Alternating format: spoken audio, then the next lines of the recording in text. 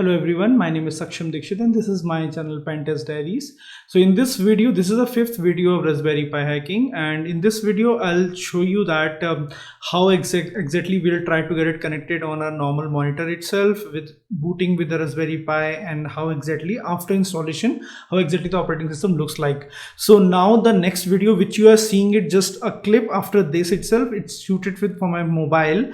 So it might be a possibility the voice quality is not so good as similar like this, as I'm shooting this from my desktop, and that I'm just connecting with my shooting that through my mobile itself, as I don't have a setup on my another monitor itself. So you just have to consider that thing, like it just for the viewing purpose itself, and everything I'm supposed to do it on my same machine itself. So now the next video which you're seeing it's just from my mobile itself, which showcasing you how you get it connected, everything. The setup will be running and how exactly the machine will looks like once it's get booted. Okay, see you then. So in this video you can see, like as I told you earlier, this is a wireless keyboard and mouse. I'm using it. I'm powering up my Raspberry Pi with power bank. I'm not giving any external power. This is the same cable which I'm using it to provide the display, and this is the cable which is coming from my desktop itself, and monitor form, I can say that, and then it's get it connected. So you can see that on my screen itself, this is actual Kali Linux. I'll just boot it once again for you so that you can able to see how it exactly looks like.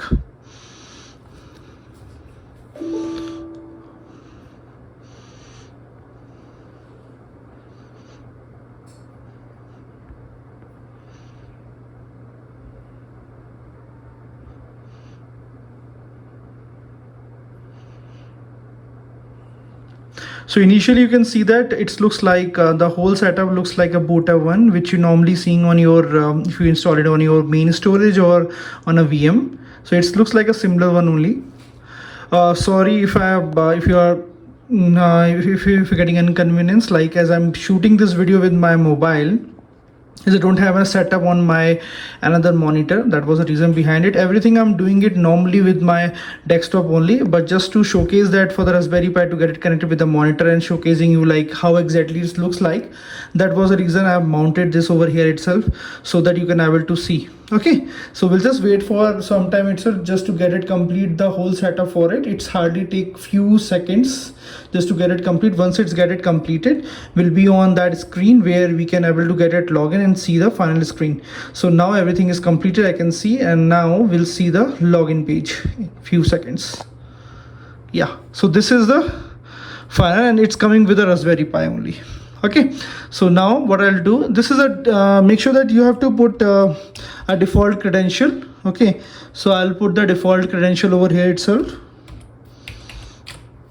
and I'll try to click on login, and it's allow me to get it in. This will slow, as this is not huge desktop, this is a smaller one, but for your normal work you can able to use it portable at any place, and you can mount it this and utilize it anywhere itself. So don't consider this as a full-fledged desktop and you can use it for a high-end work. No, it will not. Okay, so for a normal work you can see it over here itself.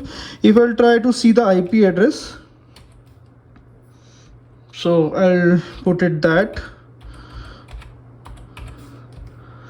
and you can see the IP address over here itself. Okay, so it's 192.168.0.101. Why I'm showing you this will try to get it access now on our main machine. Instead of showcasing you everything through the mobile shoot, I'll now show you that everything on my desktop instead of using it directly from here. Okay, now we'll move back to our desktop and see that from the PuTTY session itself. Yeah. So now continuing on my main machine itself, as you have seen that on my another monitor how it exactly is happening. Now to get it access the same machine, I'm using the PuTTY, and if you don't know like how to get it download PuTTY, you can download it from here itself. Just get it download. Once you get it downloaded, you simply have to use it. Oh, sorry. You simply have to use it. So what exactly I'll do it, I'll put that Kali. In my case, as the host name is Kali, and that IP address which I have shown you over there itself, that you have to put it. It's 0.101, and I'll try to click on open. It will pop up. Now what I'll do, I'll put the password and this will work. Okay, so this you can do it, and over here itself, instead of just doing the stuffs over there itself, you can do everything through the putty itself. So what normally is happening, like just to demonstrate purpose itself, I'm using the monitor. Normally what you're supposed to do, you simply have to get it connected to your Raspberry Pi with any external power itself, either with a power bank or with the adapter itself, and then you simply have to get it pop up, like try to get it login with the putty itself, and you can get it login. So that's a power of the portability. You can get it in this case. Okay, so now,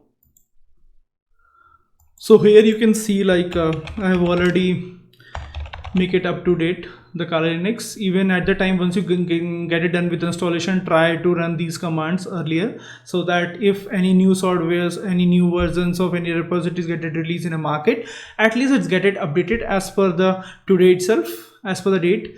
And once it's done, then automatically you try to get it go for the disk upgrade also. That will like this is the updation only, and if it's going for any upgrade version of any packages, you can use the upgrade version also.